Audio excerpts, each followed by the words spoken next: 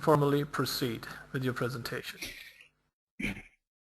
Well, thank you very much for your introduction, Ali. Thank you for Minds to giving us this opportunity to present today this live webinar.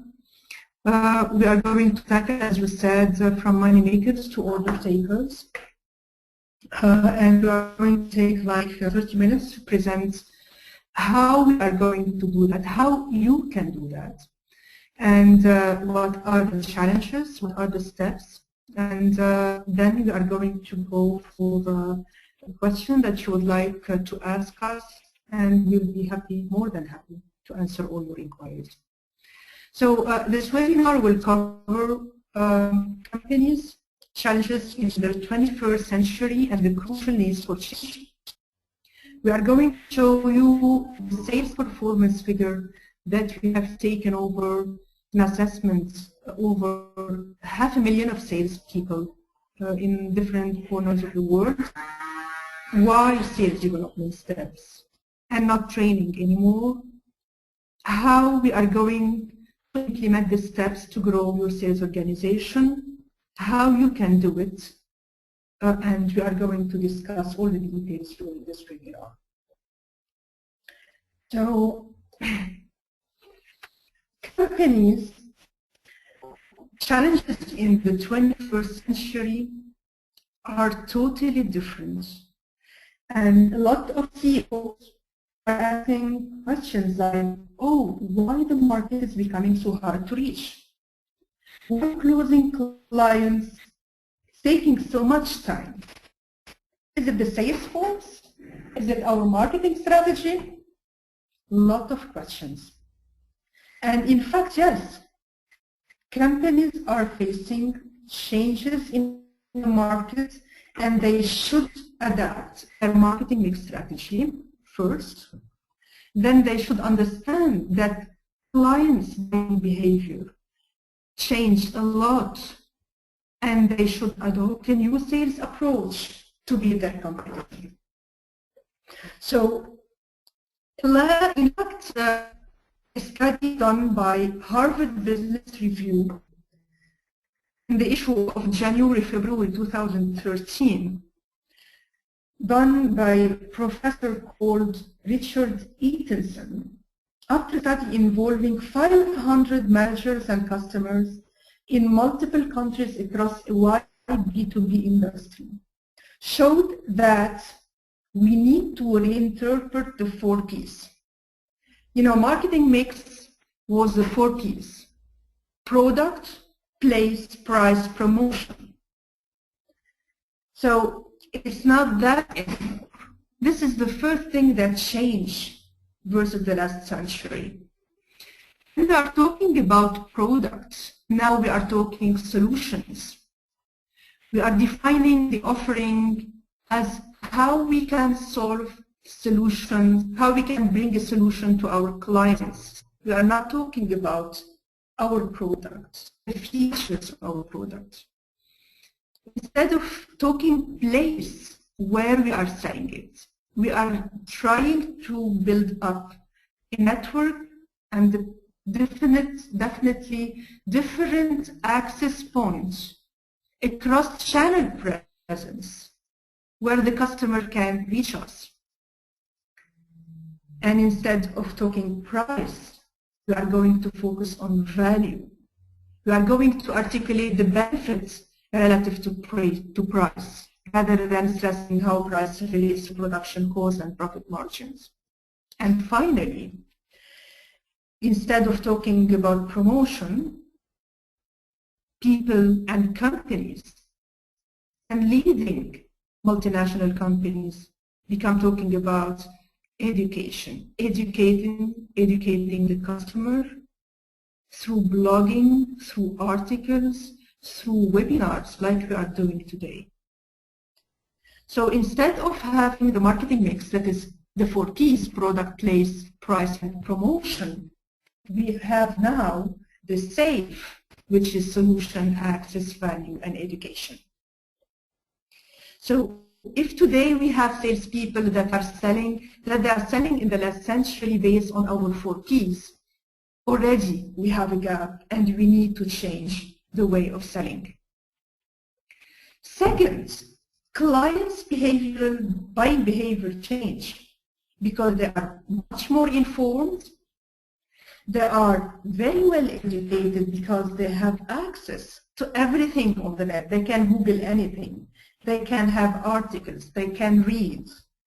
And also, multinationals have now extremely competent procurement teams and consultants who knows exactly what they want, who know the solution that they need.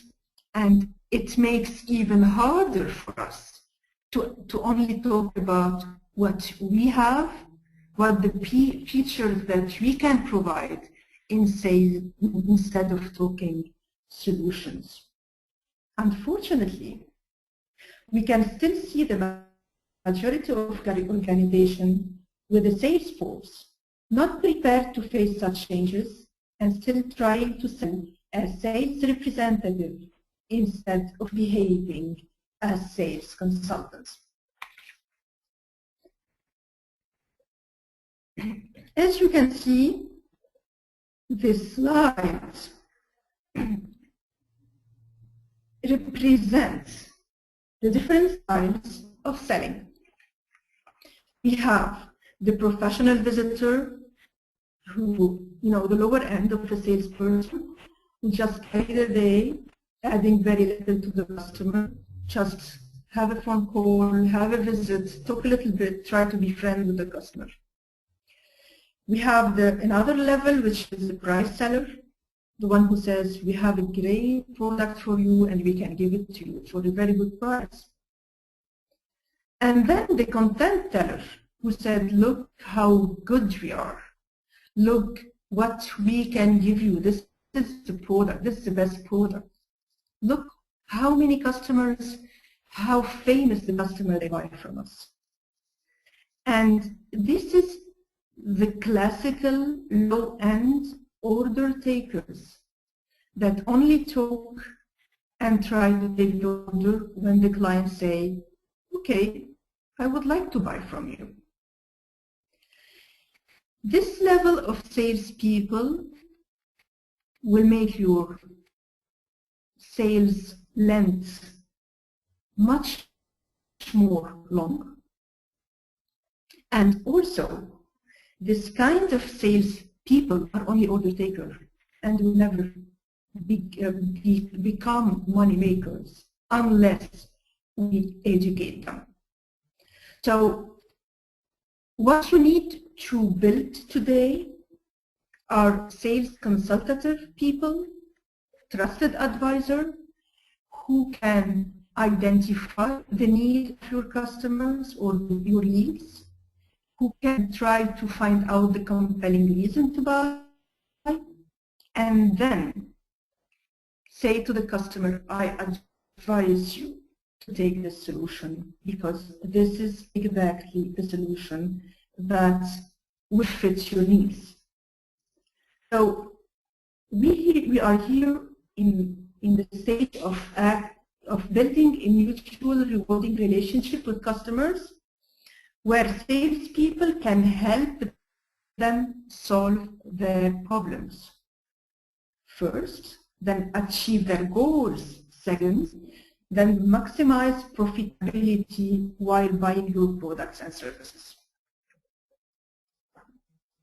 I would like to share a little bit some statistical figures related to assessing 500,000 of salespeople around the world. And we found that 85% of sales do not have a formal sales process. 45% of them, of their sales managers, struggle to manage effectively. 7% only of salespeople will sell effectively and consistently. 32% of salespeople cannot and will not sell whatever you do. And 21% of salespeople are not trainable. So now that we can point the crucial need for change that should be done in our marketing mix and in our salespeople sales approach, we need to figure out why sales training is not rewarding. And this is another study done by a company called Ecosystem. And this is a very interesting study that showed that 94% of companies invest in some form of sales training.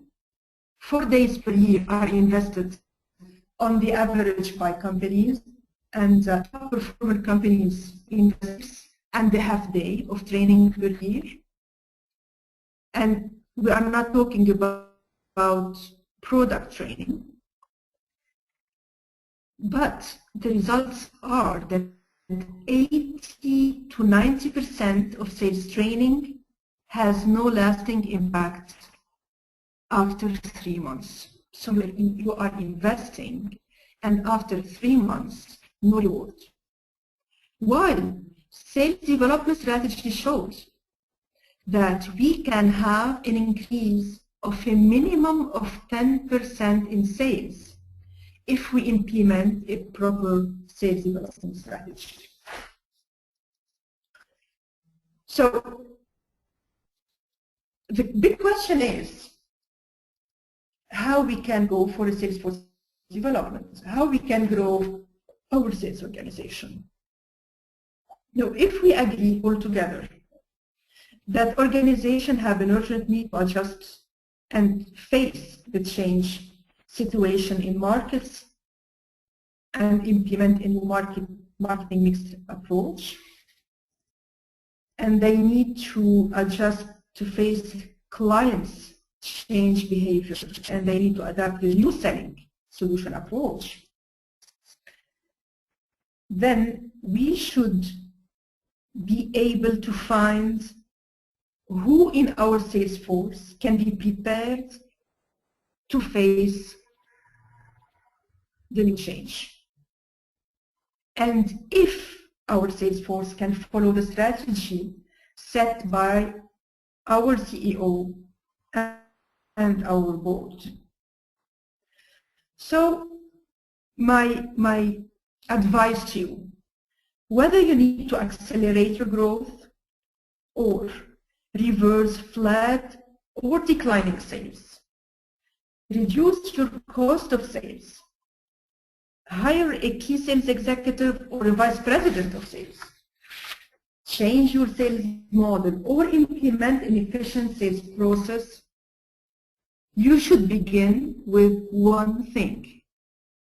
You need to ask the right questions to identify the real issue that are facing and provide a comprehensive solution tailor-made to your needs. You shouldn't take any solution and say this is one that could fit mine. No. We need to look into the organization, ask the right question and say, okay, this should fit my sale, my product, my organization. Then when you finish this brainstorming process, you will be able to take your sales force from order takers level to a money maker level. So we all agree that sales development is not a training. It's a full implemented solution that involves 5 major steps. And it surely begins with the objective of building a sustainable sales force that shall generate money to your company. So we have here 5 steps involving the implementation of a sales development strategy. You should begin with a sales force evaluation, and we are going to go into details now. Then you should have a clear sales impact analysis plan and a full implementable, actionable plan. You should look into the sales process and see how you can optimize it. Then put a way to enhance your Salesforce skills and take them from this, sales representative storyteller to a real consultative seller. And then draw a sales growth road plan and follow-up process. So I'm going to talk a little bit about some details about these 5 steps, and I'm going to begin with the step 1, looking into the Salesforce evaluation. It's like going to a doctor and say, oh, I have a pain in my brain or in my back, and he say, don't worry, take an Advil. Or wise doctors say, you have a back pain and you have this pain since 1 year, let's go to an RMI. And this is the objective of a Salesforce evaluation. You should have a focused sales-centric scanning. So you need to understand who are the performers and how the performers can get better and better and make more money, much more money than you are making now. And you need to understand if the non-performers' weaknesses can be fixed and you can make them become productive. And the third thing that you need to know is who are the ones that you should let go, because these are costs for you, because they are not making money now and they cannot make money in the future, whatever you will invest in them in training, coaching, or system. Second, you need to look into a deep sales impact analysis and action plan. And in the impact analysis, you need to understand the problems that you have. You need to look into the strategy alignment and whether the strategy is aligned with your Salesforce understanding. And you need to put an action plan and prioritize the steps. And then you need to look deeply into detail into the sales process, screen it, and try to optimize it. Once you understand what's happening and where are the gaps, then we will be able to say what are our recommendations, where you can go. And then we will be able to put a growth sales plan and how you are going to take it from here. And then what will be the sales skills improvement plan to follow, which with per unit, per sales supervisors and salespeople, and also per salesperson detailed weaknesses and strengths. And here I'm coming to the step 3, which is the most important step, because we are going to build the steps of the sales process so that every salesperson follow it. Set your key performance indicators to monitor the sales performance exactly how they are performing and where they have a gap, at what level of the sales process they are blocking, why they are not making it. And then we will put in place a reporting system for proper management follow-up. And this is the crucial element, a crucial element where it will, open your eyes or where they are blocking and why they are not performing as much as you want them to perform. So already with these 3 steps, you can have a look, a 360-degree overview over your sales strategy and business plan, your sales operation, sales performance review, and your sales planning. And this is how you will be able to master your your strategy and your performance and your process. Now, it's not finished because we put all this plan, but we need to work on the humans, on the sales force, on the sales people, on the sales supervisors, on the sales managers. And we need to put a plan that is sustainable and go on all year long. It's not anymore 3-4 days a year and then, hey guys, go home, because as we said, after 3 months, everything is lost. So in order to sustain the performance, we need to put in place a system that is cost effective for us, where we can invest without really losing money, but this investment is worth it because it's dragging in money into our organization. So we are going to build workshops, so classroom, to be sure that each salesperson knows the consultative selling techniques to approach a new market and a new profile of clients, and they agree all together on the same sales talk. We talk the same language. Then each salesperson needs to have an online account accessible for him 24 hours, 7 days a week, 365 days a year. And he can access self-study, additional sales topic, where he can dig more into details he needs to in order to increase his performance. But the most important part is coaching, because coaching is like a doctor who says, hey, I still have the pain, what should I do? And then the coach is here to help them improve, to tackle their problem, face with them the challenges on the market, and discuss new tactical objective and a new and better performance and sales increase. Also, as we are now global companies, we need to have access to this sales force whenever they are geographically. So webinars or online platform is necessary for training if we need to reconsider some topics that are not very well mastered by the sales team, or sales coaching wherever they are on the go, wherever they are in the field or in other countries.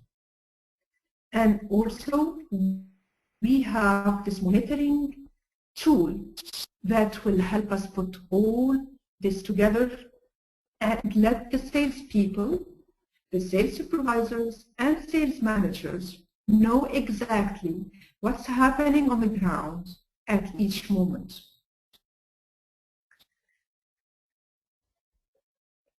So this is how, by going from a broader view of your entire organization to the tiniest problem facing each salesperson, we are going to master the full process of selling, improve performance and sales, help order takers become money makers, till your organization reach the top.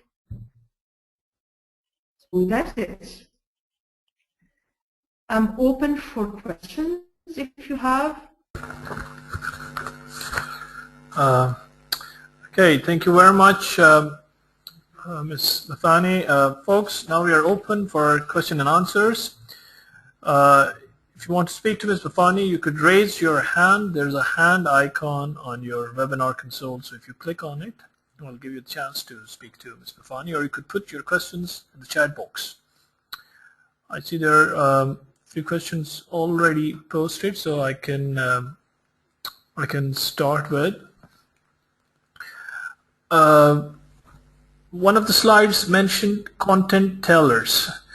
Could you please explain how much direct selling pitch words ought to be used by content tellers? Can you repeat the question, please? I don't understand. I think this was related to one of the slides mentioning content tellers. Absolutely. So how much direct selling pitch ought to be used in the contents?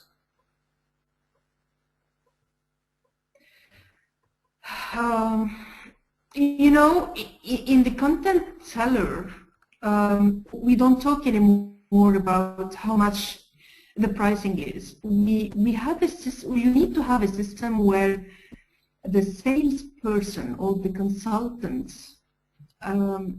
is trying to create a sequence of questions where he should drag the client asking him how much he needs for his solution, if this is the question.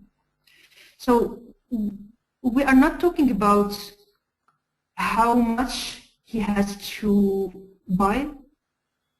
We are here to only pinpoint what is the best solution and how much income he can make from it. So it's a totally different approach. We are not here to talk about our product. I'm here to talk about how I can make your organization and how my product will make your organization better, how I can solve your problem. I hope I answered the question. Okay. All right. Thank you. Let's move to another one. There's another one, promotion versus education. What are the most effective channels for bringing awareness among prospective customers?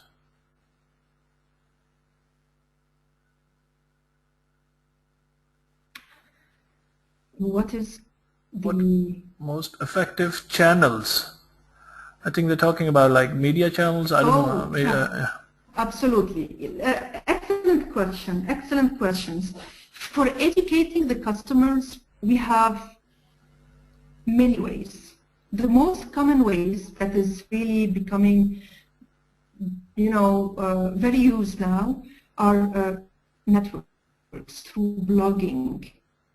And you can see now top performing companies blogging every day, putting an article based on key search criteria that they need people to drag people in. So for example, if we are talking about sales development, I would rather talk at least 1 or twice a week, put on the net or blog about sales development and have interesting topic educating people, not selling them.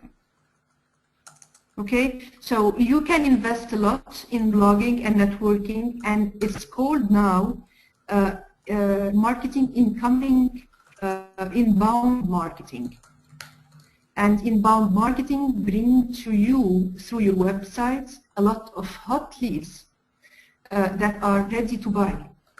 And the return on investment, you should be able to expect having return on investment between 6 to 12 months if you begin blogging today. Okay. Okay. Okay. There is supplementary. I think the person has posted again on you mentioned blogging. Can information overload be considered negative or can be backfired? No, blogging is not negative at all, because blogging is not selling. Blogging is about educating people how they can do it by themselves, and if they need our help, they can come to us.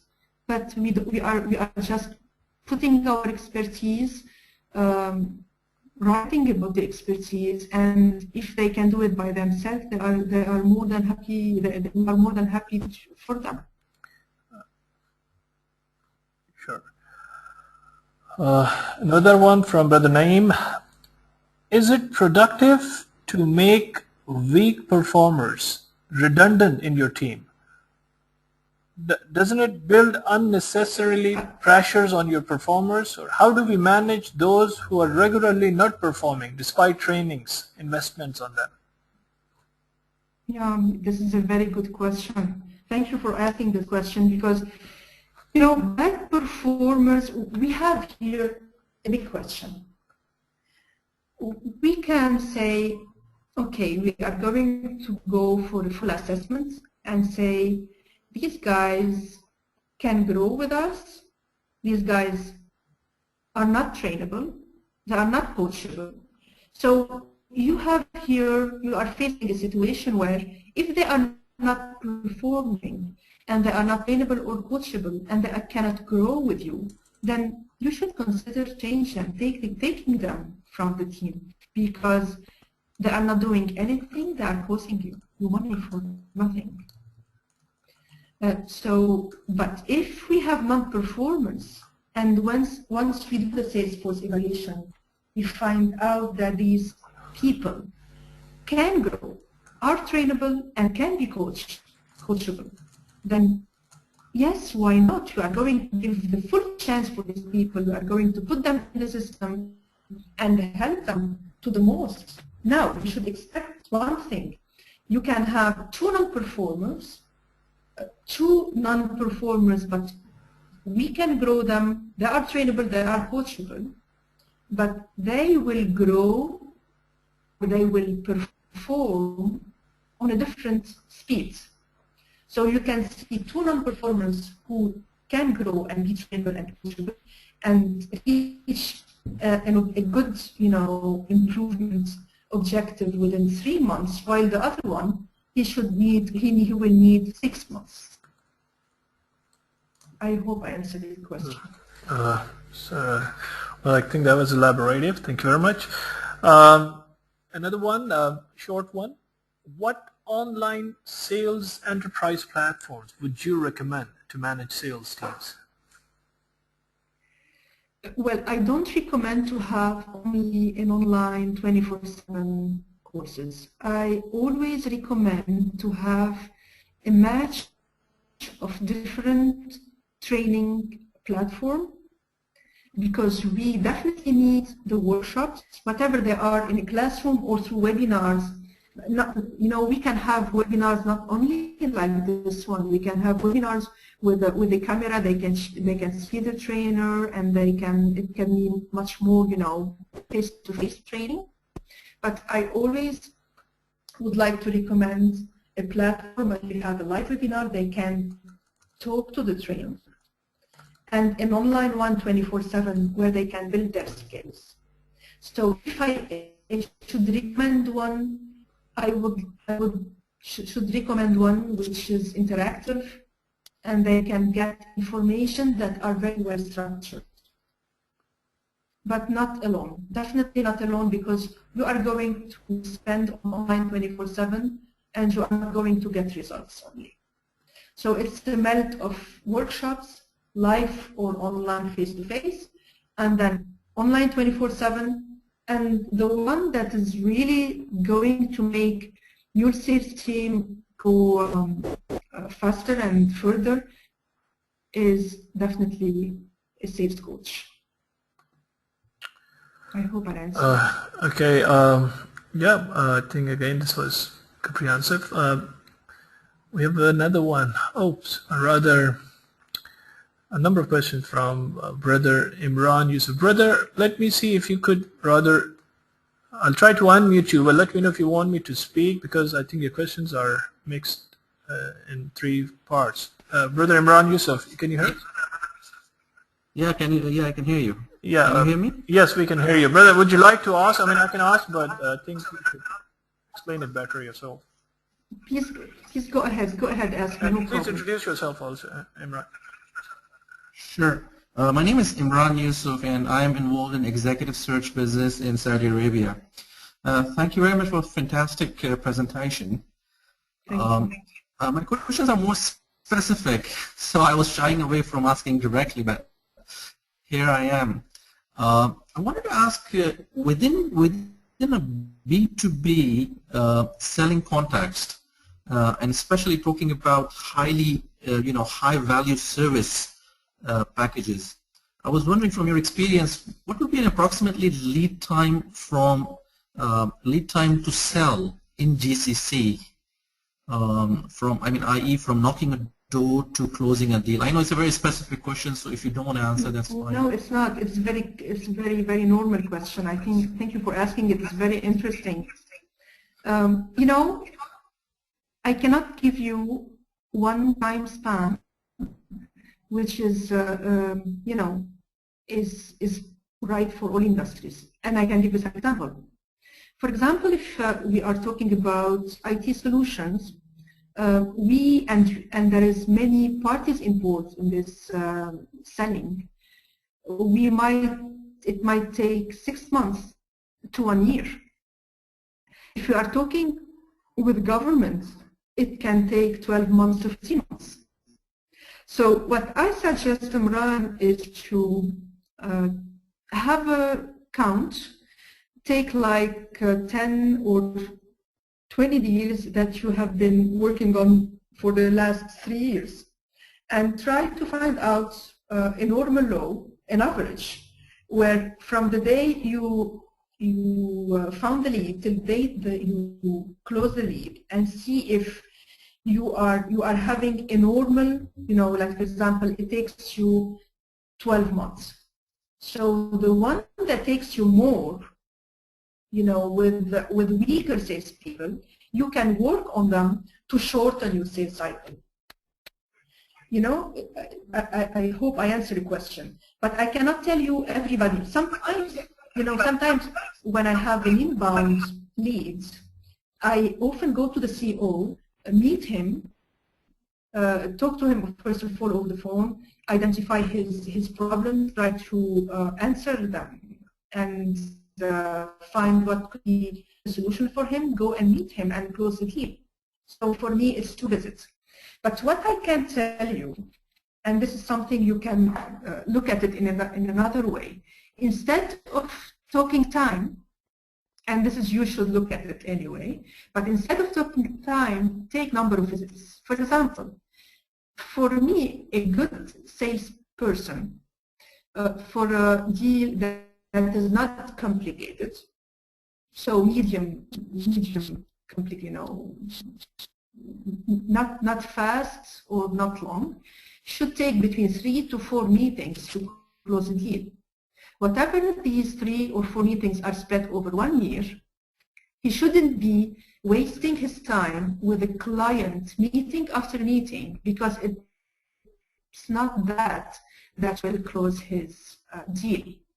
What it closes deal is going into 3 steps meeting with his sales or with his leads, and try to ask all the questions that he needs to ask to identify if they have a need, if he have a solution to his needs, and then if they have a compelling reason to buy.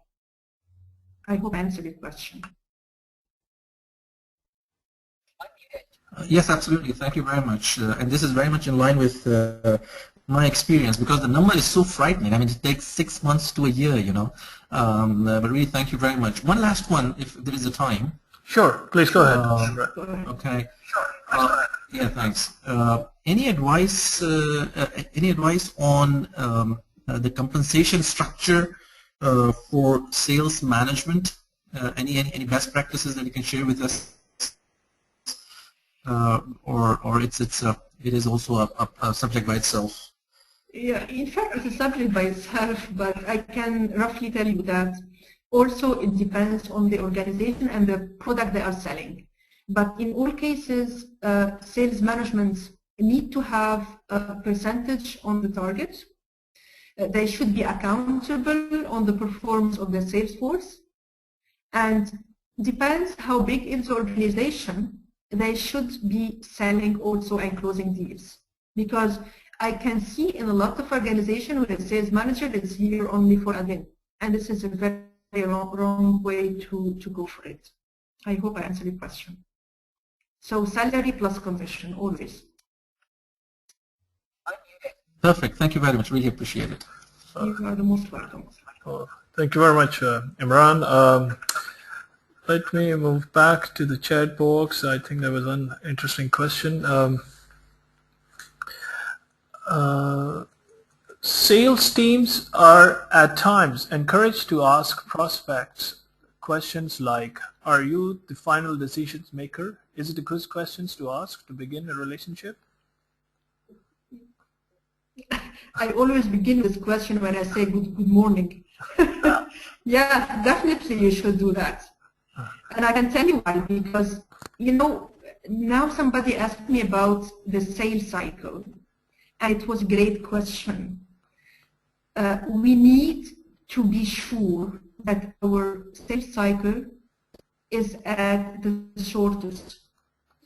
From the time we speak to the lead till the time we close with him, we need to find, this is where I talk about what is your sales process. And definitely each industry and sometimes each organization have a different sales cycle length. So once we define what is the acceptable sales cycle length, then we need to tackle all type of questions, and we definitely don't want to be in front of a decision maker. So yes, you have to go for it. And sometimes you have more than one buyer in an organization, you have to be aware about it. And in general, you have 4 buyers. And if you are selling a big deal, you should be aware that there is more than one decision maker. I hope I answered your question. That was good. I think there is a supplementary to it, and we can take this last one just to conclude also. Does asking questions by sales team, does it influence the buyers? If you ask questions, it will definitely set your credibility, and consultative sellers are champion asking questions.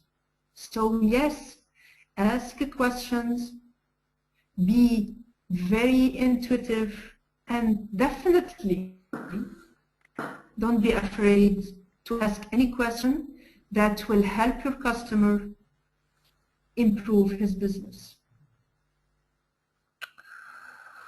Well, I believe that we brings us towards the end of the webinar, as I think we do not have any more questions in the chat box, or no hands are being raised anymore. So, Ms. Nada Bifani, thank you very much for your time and this valuable information which you have shared, and turned out to be a bit interactive also with interesting questions. So we would like to thank you on behalf of MILE for this wonderful presentation.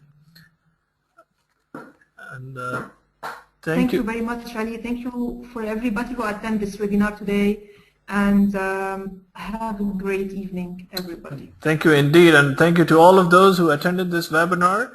Just a quick note that we are recording this webinar and we shall be uploading it on our website. We are in fact in the process of moving our complete web servers to the new dedicated servers. So our community is currently down, but hopefully in the next week or so we will have a very new website in terms of the community, and all the archives of the webinars will be uploaded there. You all shall be intimated accordingly. And once again, Ms. Bifani,